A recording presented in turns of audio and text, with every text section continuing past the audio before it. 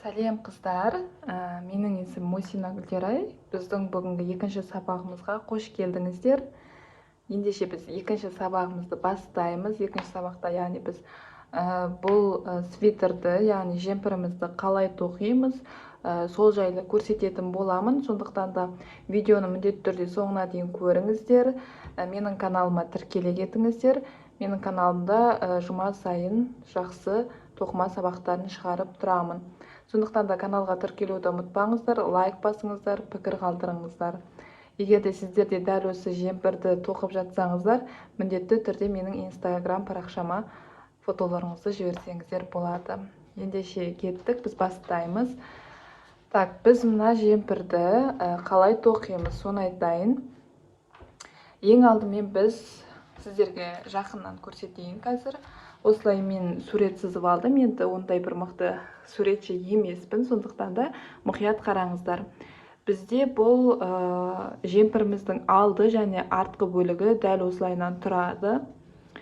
Бізде яғни міне алдыңғы және де арқасын біз дәл осылай тоқитын боламыз. Ол кезде бізде жалпы қанша петля аламыз, яғни қанша тор көз аламыз. Ең алдымен біз мына астынан тоқыған кезде 90 петля алатын боламыз. Кейін бір воздушный петля аламыз, яғни бір үрмелі шарды аламыз да, кейін әрі қарайынан тағы да тоқымамыздың узорымен тоқып шығамыз. Қазір мен сіздерге оны тоқу барысында көрсететін боламын. Жалпы біз қанша петлядан бастаймыз, жалпы біз 90 петлямен бастайтын боламыз. Кейін бізде мына жалпы мына осы аралыққа дейінгі қанша қатар болуы керек. Бізде бұл жемпірдің мына алдыңғы, яғни артқы осы жерге дейінгі қатары 90 қатар. Кейін бізде 90 қатар, мінеке осылай есептейтін болсақ, мынау яғни бізде мінеке былайынан есептейтін болсақ, бұл бізде 90 қатар болып есептелінеді. Ал жаңағы мына астыңғы тоқитынымыз біздің ең басында бірінші петля алатын петляларымыз, біздің бұл мына астыңғысы, яғни 90 петля аламыз, бір воздушный петля аламыз да, кейін әрі қарай үстінен жалғастырып узорымызды тоқимыз. Так, кейін мінекей біз мына жерге дейін 90 қатар аламыз ғой түгелімен. Кейін біз енді мына иық жағымызды шығаруымыз керек та. Бұл иық жағымыз бөлек есептелінеді. Яғни плюс 12 қатар тоқитын боламыз. Иық жаққа 12 қатарды тоқитын боламыз. Оны қазір тоқу барысында түгелмен түсінесіздер. Бізде енді қолы бар. Қолы бізде байқасаңыздар, яғни оверсайз киіміміз бостау болып келеді. Қолын біздер, яғни қолында дәл жаңағыдай біз 75 петля тоқимыз, бір воздушный петля алатын боламыз, бір үрмелі шар алатын боламыз. Кейін бізде қанша қатар болу керек? Бізде бұл қол 70 қатар болып тоқылуы керек. Ешқандай қиындық жоқ. Кейін мына қолындағы манжетті де көрсететін боламын, қалай тоқылу керектігін. Мына схеманы скриншоттап алсаңыздар болады. Я болмаса видеоны кері айналдырып, дәл осы жерін қайттан қарасаңыздар болады. Бұл бізде яғни мінеке алдын мен тоқыдым, яғни алды арты бірдей деп айттым. Тоқып алдым. Мен сіздерге қазір мына қолды көрсетейін. Қол менде мінеке тек тіп-тіке болып осылайынан тоқыла береді. Көрдіңіздер ме? Қол міне 75 петля тоқыдым, 75 тор көзін тоқыдым да, бір воздушный петля алдым да, әрі қарайынан тоқи бердім. Қазір сіздерге қалай тоқылу керектігін түгелмен көрсетемін. Тағы бір айта кететін жайт. Мен мысалға мінеке қолды тоқыдым.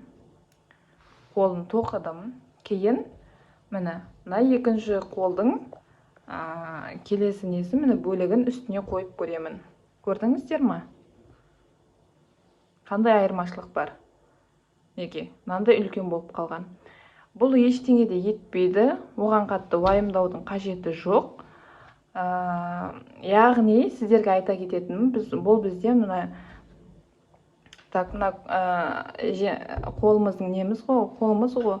Сол бізде бүйтіп бүктетіліп кетеді ғой. Бүктетіліп кеткен кезде мыналар бірге жиырылады, бұл бірге тоқылады, яғни бұл қатты байқалмай кетеді. Мына жақта да дәл солайынан жиырылады, ондай қатты байқалмайды мінекей.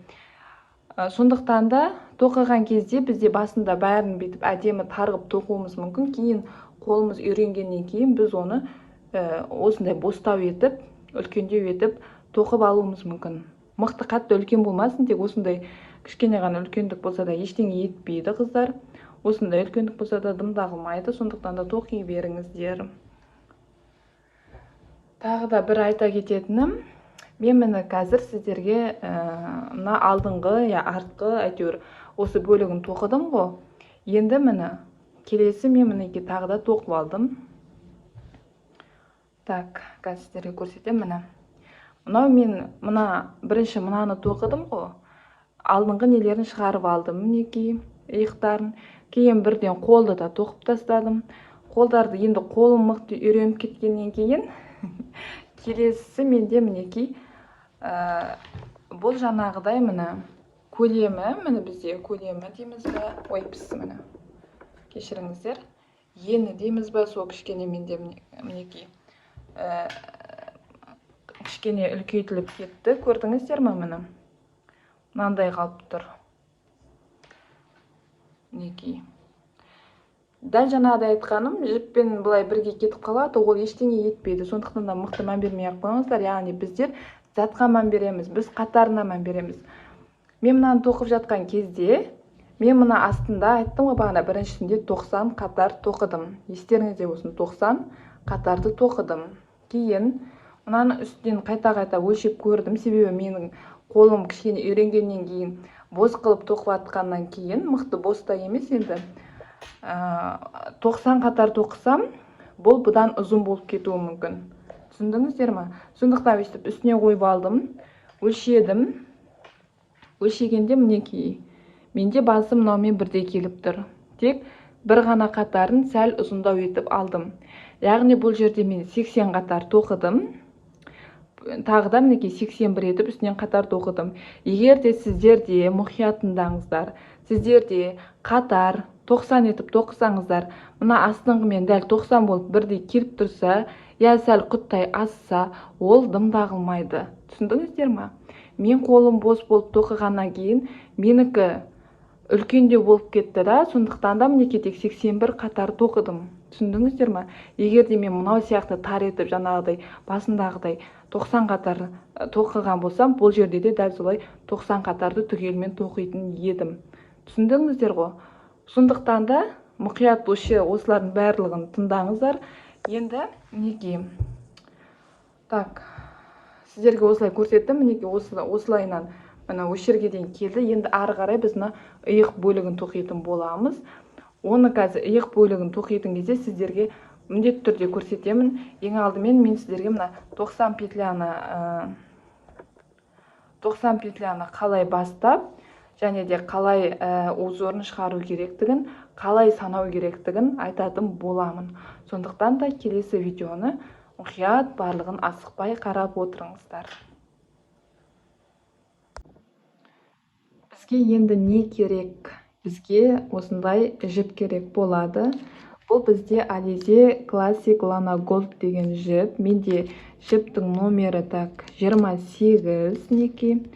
100 грамм, 240 метр, 51% акрил, 49% шерсть қосылған неке. Және де менде крючок номері 4. 4-ші номерлі крючокпен тоқимын. Жалпы бұл жемпірге, яғни свитерге бізде 9 жіптей кетті. 9-10 примерно шатаспасам, енді сондай жіп кетті.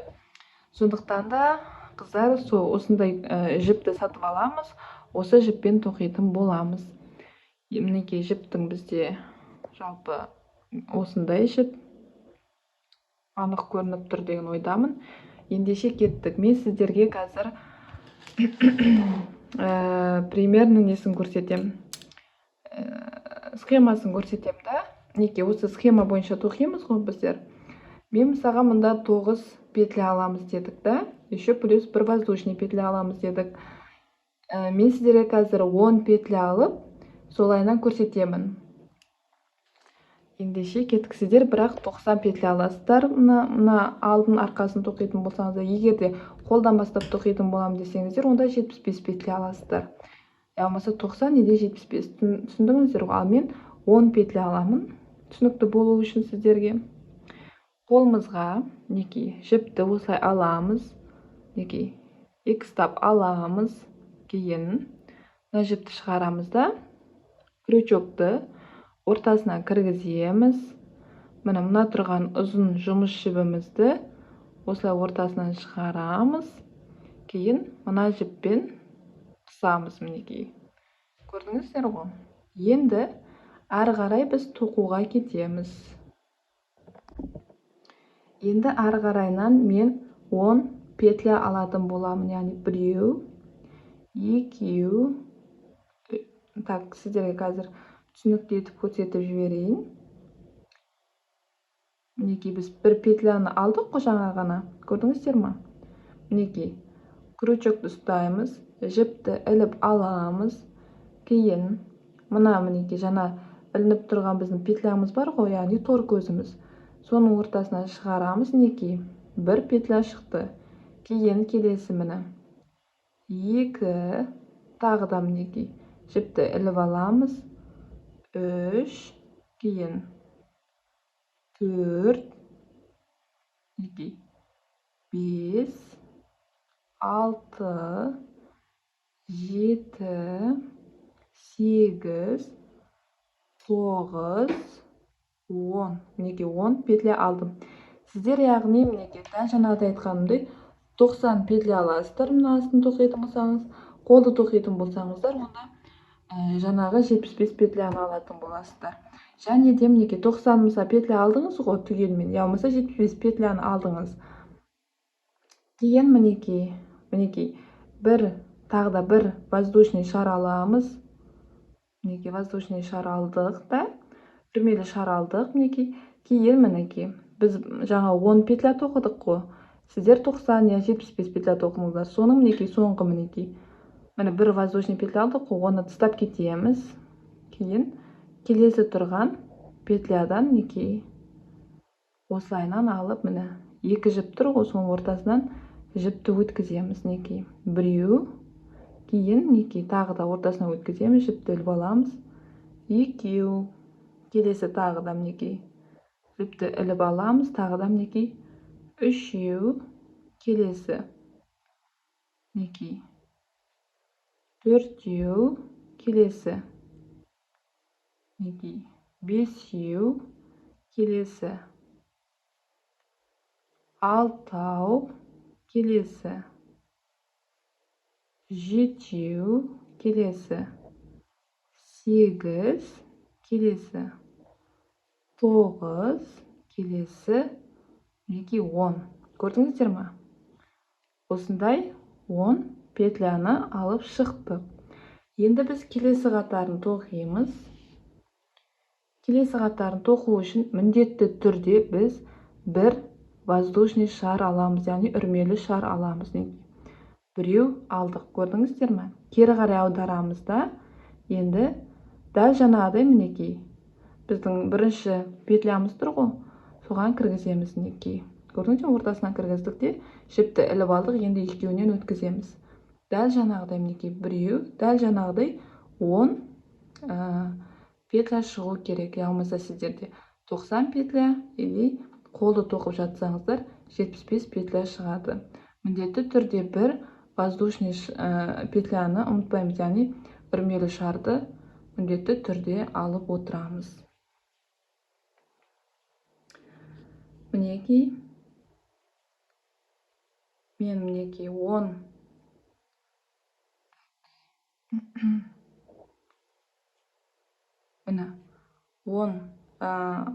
петляны тоқыдым.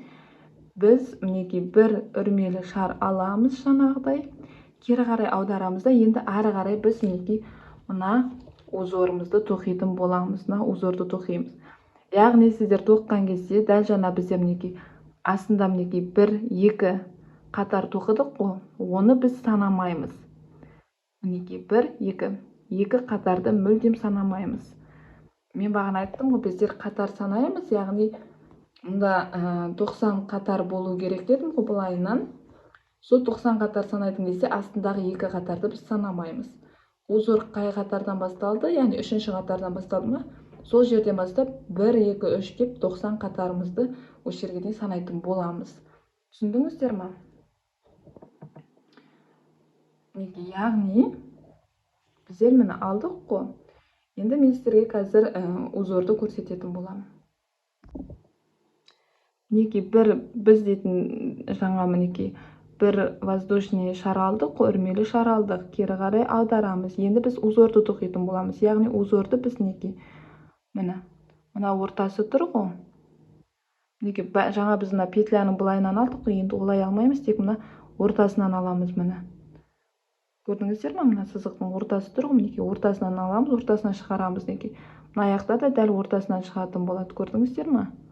Міне. Дәл осылайынан 10 петляны шығарамыз. Мінекей біреу, келесі міне дәл ортасына кіргіземіз. Мына жақта да дәл солай ортасынан шықты. Мінекей екеу, келесі тағы да дәл осылай ортасынан шығарамыз. Мінекей үшеу, көрдіңіздер ме? Тағы да мінекей ортасынан кіргіземіз. Мына жақ ортасынан шығарамыз. Мінекей төртеу, тағы да бесеу, мінекей алтау, жетеу, мінекей 8. Міне соңғысын мұқият қараңыздар. Соңғысында мінекей 9, мінекей міне ортасынан аламыз. Сіздерде мысалға мінекей 89 болуы мүмкін, я 74 болуы мүмкін. Осылайынан соңғысын аламыз да, кейін 75 я 90-шы петлясын шығару керек қой. Мен мінекей 9-шы петляны шығардым. Енді 10-шы петляны шығару үшін міндетті түрде мінекей жанында тұр ғой, міне. Мінекей жанында тұрған міне тор көзден осылайынан жіптен мінекей тор көзінің өзі бар, міне. Петляның өзі, яғни сода мінекей бір петляны шығарамыз. Көрдіңіздер ме? Кейін ары қарай тағы да бір үрмелі шар аламыз, кері қарай аударамыз. Яғни мінекей біз міне 1 2 қатар санамаймыз, келесі міне үшінші қатардан бастап санаймыз. Так, мінекей бір петляны алдық, кері қарай аударамыз. Міне, көрдіңіздер ме? Кері қарай аударған кезде дәл жаңағыдай бастаймыз. Мінекей дәл жаңағыдай мінекей мына жерден бастаймыз. Міне, көрдіңіздер ме? Міне ортасы тұр ғой, сол ортасына кіргіземіз. Мінекей біреу, келесі міне екеу, келесі үшеу, келесі төртеу, келесі бесеу, келесі алтау, келесі жетеу, келесі келесі 8, мінекей келесі 9, 9-шы нені шығардық петляны, келесі 10-шы петляны мінекей дәл жаңағыдай айтқандай мына ортасынан өткіземіз. Міне ең шетінде тұрған бар ғой, міне көрініп тұр ғой, сол шетінен былай өткізе қоямыз. Мінекей петляның өзінен, көрдіңіздер ме? Петляның өзінен аламыз да, мінекей соңғы 10-шы петляны шығарамыз да, бір воздушный петля аламыз да, дәл жаңағыдай кері қарай аударып тоқи береміз. Мінекей барлығы түсінікті болды деген ойдамын. Дәл осылай узормен тоқи береміз. Кері қарай аударамыз да, дәл жаңағыдай мінекей мына ортасынан алып тоқи береміз бәрін. Соңында да мінекей 9-шы петляны осылай аламыз, кейін 10-ды мына ортасынан өткізіп аламыз. Көрдіңіздер ме? Дәл осылайынан жалғастырып узорымызды тоқи береміз. Яғни қолды тоқитын болсаңыздар, мінекей дәл осылай тоқи бересіздер. Және де міне алдын арқасын тоқитын болсаңыздар да дәл осы узормен, дәл осы мен берген рядпен петляларды алып тоқитын боласыздар. Барлығы түсінікті болды деген ойдамын. Енді осылайынан тоқып шығыңыздар, сосын мен сіздерге мына алдыңғы бөліктің, мына алдыңғы иық жақтарын қалай тоқу керек, соны көрсететін боламын. Сіздерге сәттілік тіледім. Так, мінекей мен енді өзіме керек жерге дейін істедім. Яғни міне біз яғни алдыңғы яғымыз артқы қатарды осылайынан тоқыдық. Мінекей узорымыздың бәрі міне осындай әдемі болып шығады. Енді біз яғни мына иық бөлігін тоқитын боламыз. Ол үшін біз қалай тоқимыз? Біз 90 петля алдық қой. Сол 90 петляның яғни біз мында 40 петлясын тоқимыз. Бірінші осы сияқты тоқып аламыз да, кейін мына жақтан 40 петляны тоқимыз. Яғни ортасында бізде 10 петля қалады. Қазір сіздерге көрсететін боламын. Яғни ең алдымен міне біз тоқып алдық. Так. Мінекей біз тоқып алдық да, міне бір үрмелі шарды аламыз, кері қарай аударамыз да, дәл бағана біз қалай тоқыдық, дәл солайынан так 38 торы көзін, яғни 38 петляны ең алдымен тоқып аламыз. Бірден 40-ты тоқымаңыздар. Ең алдымен біз 38 петляны тоқып аламыз. Сосын мен сіздерге қазір көрсететін боламын. Мінекей мен түгелімен 38 петляны тоқып шықтым. Енді әрі қарай біз қалай тоқимыз? Яғни 38-ші міне петляны тоқыдық. Біз мына 39-ші петляны тастап кетеміз да, келесі міне 40 тұр ғой, 40-шы тұрған петляға крючокты кіргізіп, мінекей соңғы міне 39-ші петляны шығарамыз. Көрдіңіздер ме? Міне ортасында петляны тастап кетеміз да, міне соңғы тұрған 40-шы тұрған петляны осылай аламыз. Кейін бір үрмелі шар аламыз. Мінекей біз бір үрмелі шар алдық, кері қарай аудардық мұны. Енді біз бұнда, яғни мынау бізде мінекей дәл жаңа мына айтқанымдай мынау осылайынан қысқарып шығу керек қой, бізде мінекей осылайынан қисайып шығу керек. Сондықтан біз біреуден қысқартып отырамыз, дәл жаңағыдай. Енді біз бұл жерде мінекей мына тұрған петляны міне осы жерді біз тастап кетеміз да, міне келесі тұрған петлядан яғни бастап тоқи береміз. Мінекей көрдіңіздер ме? Осылайынан тоқи береміз. Мінекей. Яғни дәл осылайынан мына соңына дейін тоқыңыздар. Сосын бұл соңынан жаңағыдай бір үрмелі шар аласыздар да, кері қарай осы жерге дейін тоқыңыздар да, сосын кішкене тоқып бір 2-3 петляны қалдырып кетіңіздер. Сол жерде мен сіздерге ары қарай тағы да көрсететін боламын. Мінекей мен соңғы жақтарына келдім. Көріп тұрсыздар. Мінекей. Так, міне. Мен яғни мұнда кері қарай жаңа айналдырып тоқып келдім енді. Так, мұнда біздер яғни міне сіздерге көрсетіп кетейін міне. Так, міне. Мынау бізде мынаның қатарындағы петлялар көрдіңіздер ме? А мынау міне 1 және міне 2. Мынау бізде үшінші қатар. Біз яғни міне соңында міне 2 петля қалып тұр ғой. Сол 2 петляны тоқып аламыз. Біреуін, екеуін тоқимыз. Кейін міне соңғысына келдік. Соңғысында дәл жаңағыдай, яғни мінекей бізде міне соңғы мына петля тұр ғой. Оны тастап кетеміз. Тастап кетеміз да міне. Мына жерде кішкене көрінбей тұрған петля бар ғой. Соған мінекей осылай ортасынан кіргіземіз. Көрдіңіздер ме? Мынаны тастап кетеміз. Мінекей мына ортасынан кіргіземіз.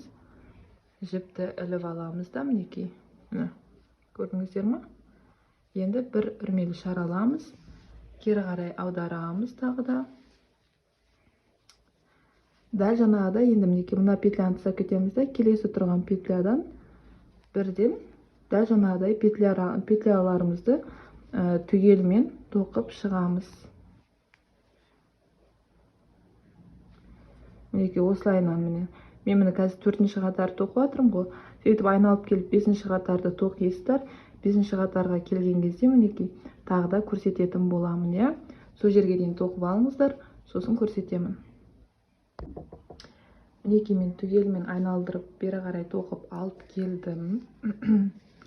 Енді міне дәл жаңағыдай сіздерге көрініп тұр ғой. Біздер мінекей мына біреуін тастап кетеміз. Мына біреуін тастап кетеміз да, міне келесі тұрған бар ғой, міне сіздерге кішкене көрініп тұр ма, түсінбей тұрмын. енді тоқып жатқанда менімен бірге тоқыңыздар, сол кезде барлығы түсінікті болады. Мінекей мынаны ұстап кетеміз да, міне келесі тұрған петляда мына кішкене көрінбей тұр ғой, сол петляны алып осылайынан мінекей тоқып жібереміз, көрдіңіздер ме? Тағы да бір үрмелі шарды аламыз, кері қарай аударамыз. Енді мінекей біреуін ұстап кетеміз да, келесі тұрған петлядан бастап тоқимыз. Дәл осылайынан түгелімен айналдырып біздер 12 қатар тоқуымыз керек. Сондықтан да сіздерге сәттілік, 12 қатар түгелімен тоқыңыздар. Осылай 12 қатар тоқисыздар. Кейін міне келесі жағында дәл солайынан 12 қатар тоқисыздар. Яғни біздің мына жағынан бастадық па, ол кезде 12 қатар тоқу үшін мінекей дәл жаңағыдай мына жағынан бастап жіпті енді білесіздер ғой, өздеріңіз қалай алу керектігін. Солайынан жіпті алып бастайсыздар. Мына жерде мысалға жіпті іліп аласыздар да, бір үрмелі шарын шығарып аласыздар да, кейін мінекей мынандай, міне дәл осы жаңағыдай біз қалай тоқыдық, дәл солай ортасынан осы орталарынан алып петляларды шығарасыздар. Кейін так, мында біз дәл жаңағыдай айтқандай 38 тоқисыздар. 38 тоқисыздар да 39-ды тастап кетіп, мінекей 40-тан аласыздар, 40-тан петляны шығарасыздар да, дәл жаңағыдай кері қарай аударып, бір петляны артындағы бір петляны тастап кетесіздер да, келесі петлядан алып, дәл солайынан мен мұнда қалай көрсеттім, дәл солайынан жалғастырасыздар. Яғни міне ортасында 10 петлясы ол қалады осылайынан. Барлығы түсінікті болды деген ойдамын. Дәл осылайынан енді түгелімен тоқып шығыңыздар. Мінекей біз түгелімен тоқып алдық. Міне көріп тұрсыздар. Екі жағы да дайын. Бізде арқасы да алды да дайын. Енді сіздерге мен бізде қол бөлігінде тоқылатын, яғни мына қолымызға манжет тоқимыз. Ұстап тұру үшін, яғни манжет резинка түрін тоқимыз. Сіздерге көрсетейін, мінекей осындай манжет тоқитын боламыз. Оны қазір қалай тоқылады сіздерге көрсетемін. Дәл жаңағыдай басында біз қалай алдық, дәл солайынан ең алдымен біз петляны шығарып аламыз. Так, енді біз 13 петля шығарамыз. Біреу, неке, екеу, үшеу, төртеу, 5, 6, 7, 8, 9, 10, так, 11, 12, 13, неке. 13 петля шығардық. Енді біз, так, мына біреуін ұстап кетеміз де, келесі тұрған петляның мінекей осы бер жақ қабырғасына крючокты кіргіземіз де, жіпті іліп аламыз да, мына тұрған петлядан бірден өткіземіз. Неке көрдіңіздер ме? Бірден осылайынан өткізесіздер. Міне петляға кіргіздік, жіпті іліп аламыз бірден. Келесі үшінші тұрған петля кіргіземіз, іліп аламыз. Келесі неке 4, келесі 5, келесі 6, 7, неке так 8,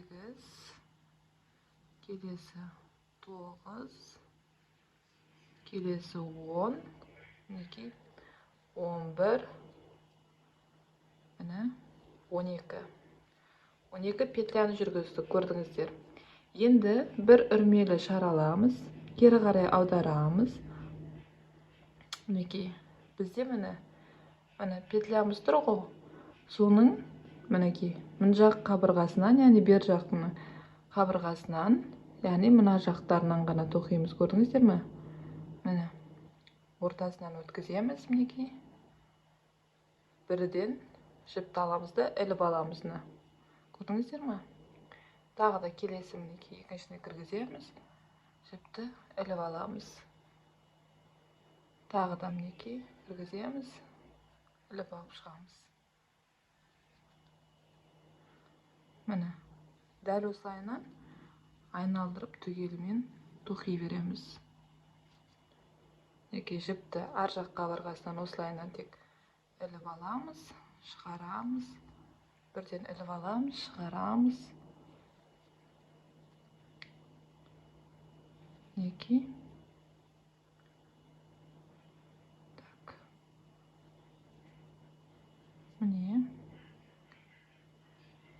Міне көрдіңіздер ме, соңғысын алдық. Енді тағы да бір үрмелі шараламыз, кері қарай аударамыз да дәл жаңағыдай қайталаймыз. Мінекей келесі тұрған петляның міне жақ қабырғасынан алып, мінекей бірден петлядан өткізіп, осылайынан тоқи береміз. Көрдіңіздер ғой? Түсінікті болды деген ойдамын. Мінекей манжетті осылай тоқимыз. Так, бұл тоқылғанда қанша қатар болу керек? Мінекей, мынау бізде манжетіміз. Мен алдын ала тоқып қойдым. Яғни біз бұны қанша қатар екен қалай есептейміз? Қазір сіздерге кішкене жақындатып жіберейін. Мінекей. Міне, көрініп тұр ғой. Яғни біз мына косичкаларды санаймыз. Яғни мына өрілген петляларды санайтын боламыз. Мінекей. Көрініп тұр ғой. Осы петляларды санаймыз. Мінекей.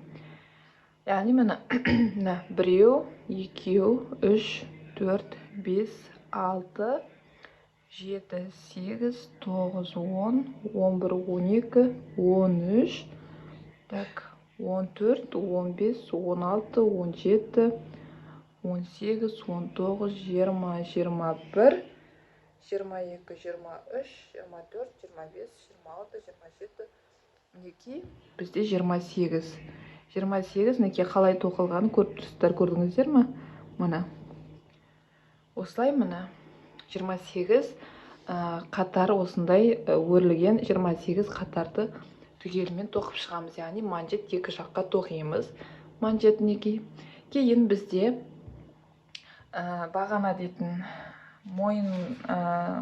мойнымыз қалды ғой. Мінекей. Мына мойын жағы. Яғни сол жерге де біз дәл осындай узорда манжет тоқитын боламыз. Мінекей. Мен оны бастап тоқып қойдым. Бұны да дәл жаңағыдай, мінекей, так, дәл жаңағыдай осылайынан, міне, осы жерінен бастап санайсыздар. Бұл бізде 75 қатар болады. Бұл бізде 75, мойындыкі, қолдыкі 28 болады. Түсінікті болды деген ойдамын. Ендеше дәл солайынан мен көрсеткен бойынша түгелмен тоқып алыңыздар. Кейін енді біз барлығын біріктіріп тігетін боламыз. Енді бізде мұндай қол бөлігінде осындай қалған артық жіптер бар ғой. Соларды инемен, я болмаса крючокпен арасына білдіртпей кіргізіп жіберсеңіздер болады. Енді біз мына қол бөлігін біріктіріп тігетін боламыз. Яғни енді қай жағы теріс, қай жағы оң екенін өздеріңіз қарайсыздар, білесіздер. Так, менше мына жағы оң, мына жағы теріс. Так. Енді осылайынан алып, мына жағы теріс дұрыс, иә? Енді осылайынан аламыз да, бірдей етіп аламыз. Мінекей. Осылайынан қосып, бірдей етіп қосып аламыз да, біз бұларды бірге біріктіріп тігетін боламыз. Так, мінекей мен мұнда бірінші тұрған петляға осылай кіргіземін, кейін мына жақтан кіргіземін. Мына осылайынан жіпті өткіземін. Мінекей. Кішкене жіпті қалдырдық мына астынан. Бұл жіпті аламыз да, осылайынан байлаймыз. Сосын міне осылай бір байладық. Енді қазір біз арасын тіккен кезде мына жіпті бірге алып жүреміз. Енді мінекей келесі осы жерден аламын. Кейін мына жағынан аламын. Жалпы арасы тек ашық болмаса болды. Ең бастысы тігілсе. арасы ашылмаса болды. Сондықтан да осылай арасынан мінекей. Енді мына үстінен кетеді, мінекей үстінен тігетін боламыз. Мінекей келесі мына жерге салам. Мінекей. Аның үстіне өткізіп жіберем. Мына, көрдіңіздер ме? Дәл осылайынан арасын тығыз етіп тігетін боламыз. Тігудің ешқандай қиындығы жоқ. Осылайынан арасынан өткізіп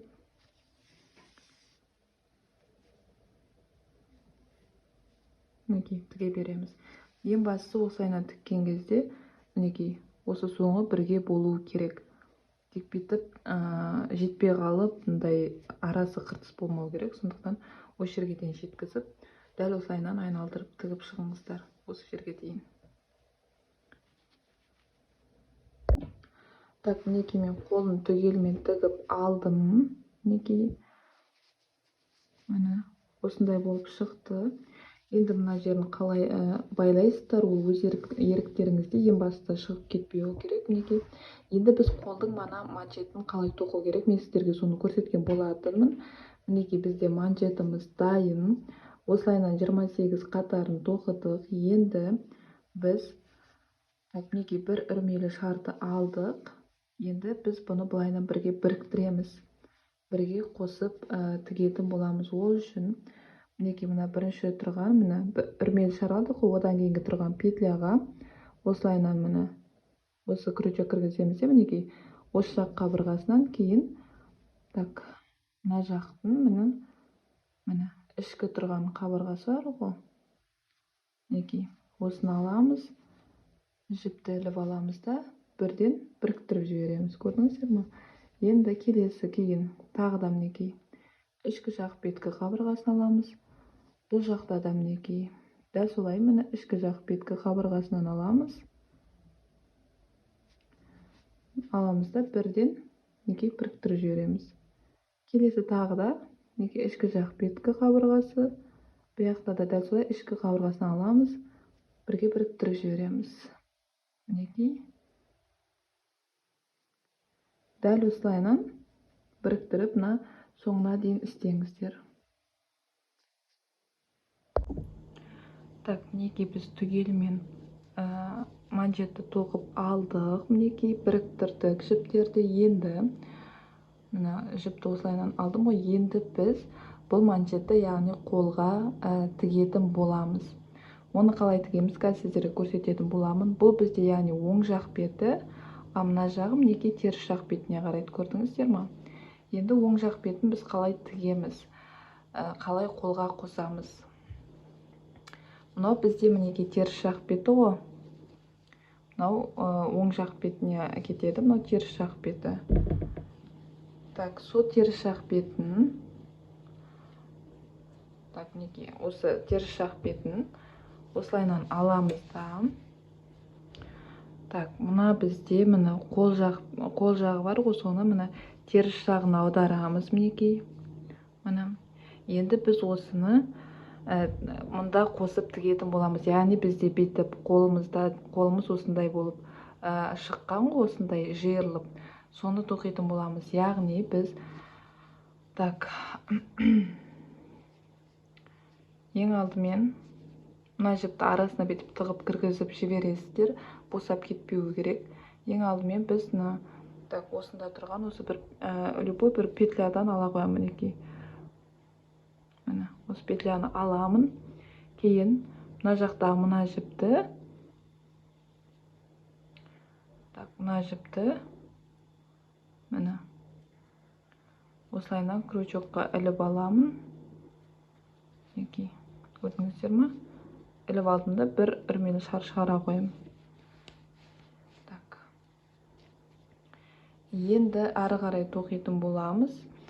Ары қарай тоқыған кезде осындай ұзын жіп алып аламыз да, енді ары қарай тоқимыз. Яғни ары қарай тоқығанда біз арасынан бір петля тастап кетеміз, кейін біріктіргеннен кейін тағы екі петля, бір петля, екі петля, сөйтіп арасынан тастап кететін боламыз. Және де біз қайда қосамыз десек, міне қазір көрсетемін. Ең алдымен мінекей біз бір петля шығарып алдық қой, мінекей біреуін ұстап кетеміз, екіншісіне крючокты кіргіземіз. Кейін бізде мінекей мына петля тұр ғой, мына петля мінекей осыған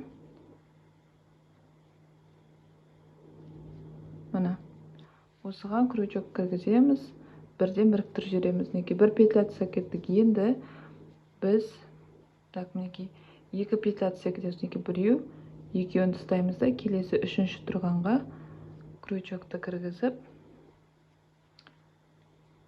мінекей біз мұнда біріктірдік қой. Енді келесі мына тұрған петляға кіргіземіз.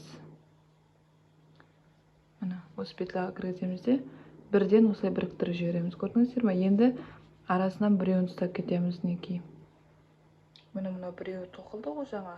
Кейін мінекей біреуін ұстаймыз, келесі тұрған петляға кіргіземіз да. Так, келесі тұрған манжеттегі петляға осылайынан кіргізіп, бірден дәл жаңағыдай біріктіріп жібереміз. Осылай кіргіземіз де бірден біріктіріп жібереміз. Тағы да мінекей екеуін ұстап кетеміз. Енді біреу ұстадық қой бағана, енді екеу, мінекей біреу, екеуін ұстаймыз да, келесі үшінші тұрғанға крючок кіргіземіз. Кейін мінекей келесі тұрған петляға кіргізіп, осылайынан бірден біріктіріп жібереміз. Көрдіңіздер ме? Бізде енді мінекей бүрмеліп шығып жатыр.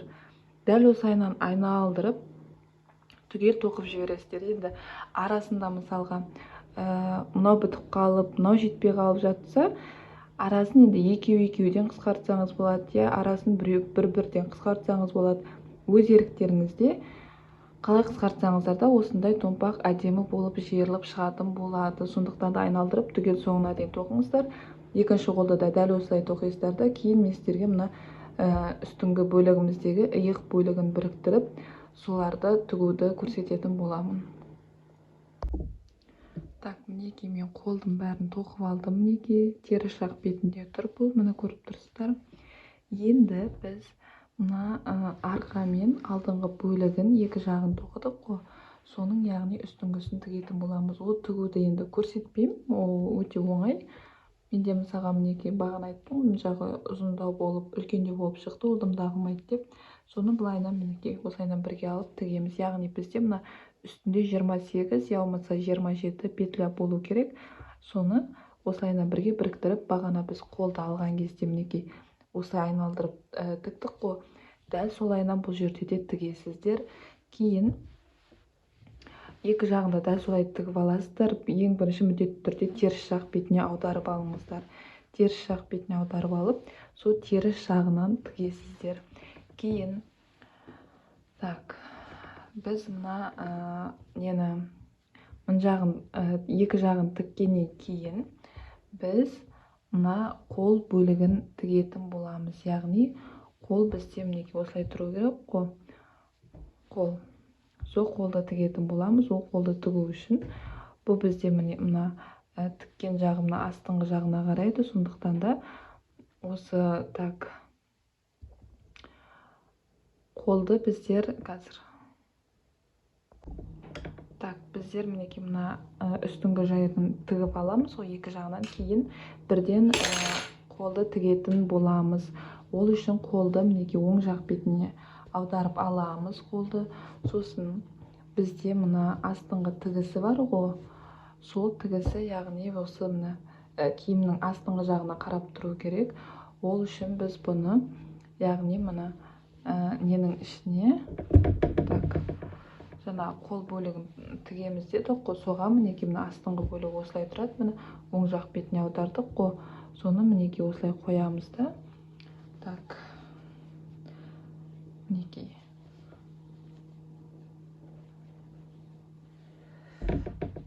мына осылайна мына үстін тігіп аламыз ғой біздер. Үстін тіккеннен кейін мінекей мына қолын дәл осылайынан айналдырып тігеміз.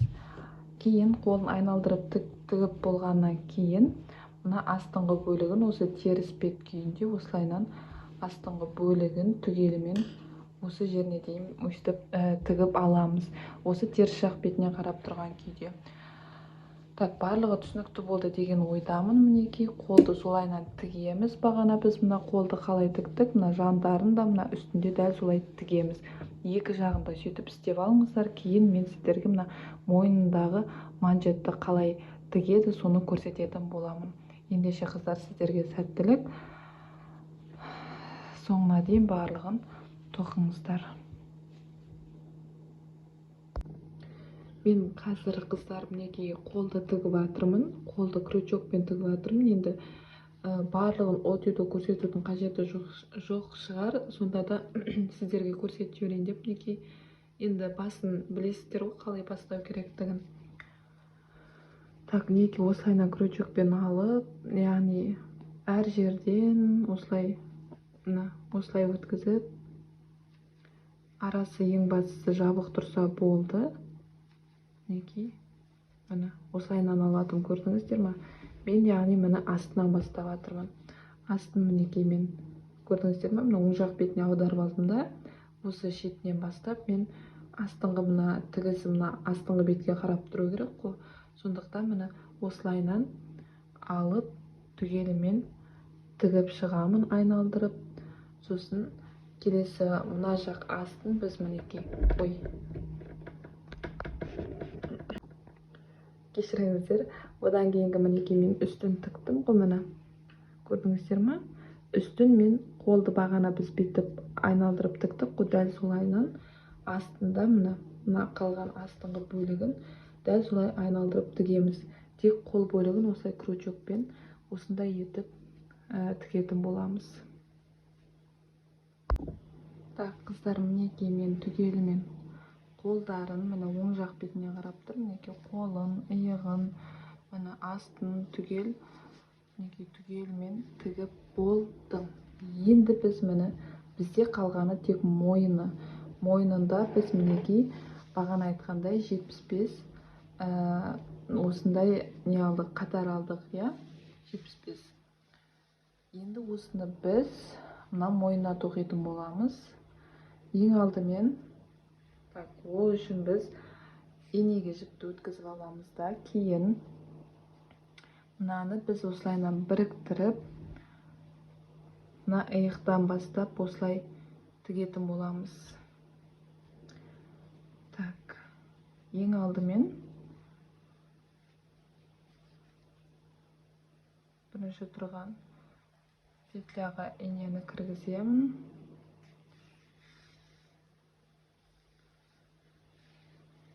Сосын бағанағыдай осылайынан байлап аламыз.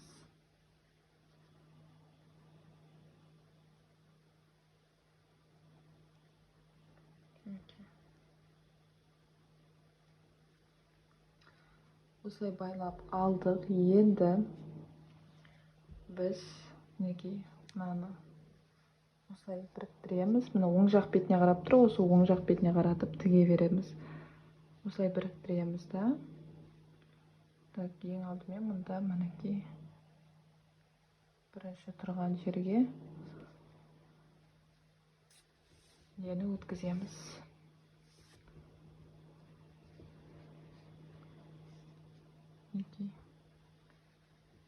Енді ары қарайынан тіге беретін боламыз.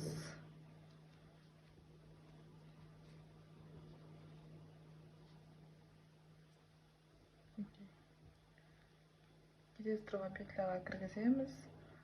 Мұнда келесі тұрған мінекей. Мұнда да келесі петлясына кіргіземіз да. Осылайынан алып тіге беретін боламыз. Тағы да келесі петлясына кіргіземіз. Келесі тұрған петляға кіргіземіз.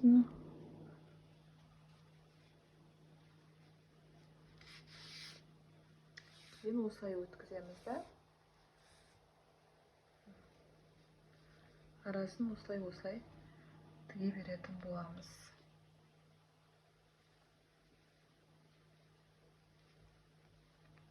Неге барлығы көрініп тұр деген ойдамын, барлығы түсінікті болды деген ойдамын қыздар.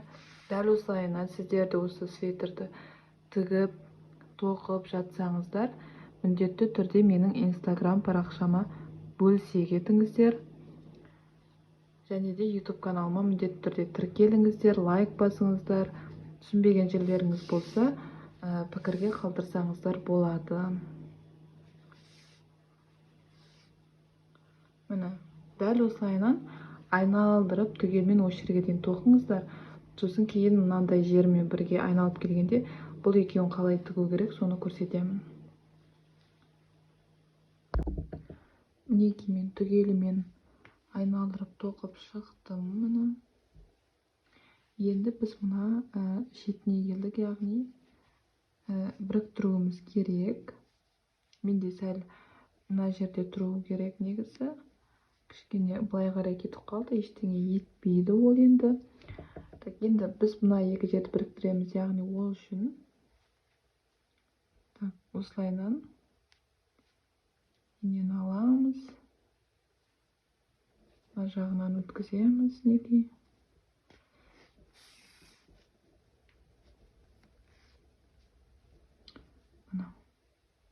Яғни мына бер жақтарынан осылайынан неге аламыз, кейін мына жағынан. Мына. Так. Келесін аламыз. Неге тағы да.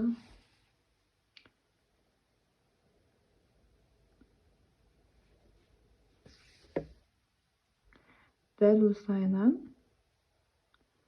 айналдырып тоқитын боламыз.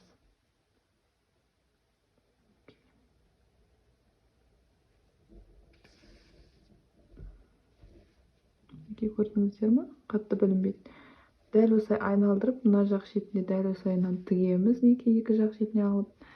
Сосын әрі қарай енді қалған жібін біріктіріп, бірге алып тастаймыз, қиып тастаймыз артық жіпті. Неге осылайынан шықты.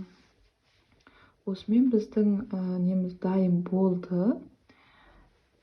Менімен бірге болғандарыңызға сіздерге көп рахмет. Менің каналыма міндетті түрде тіркеле кетіңіздер, лайк басыңыздар, және де инстаграм парақшама тіркеліңіздер.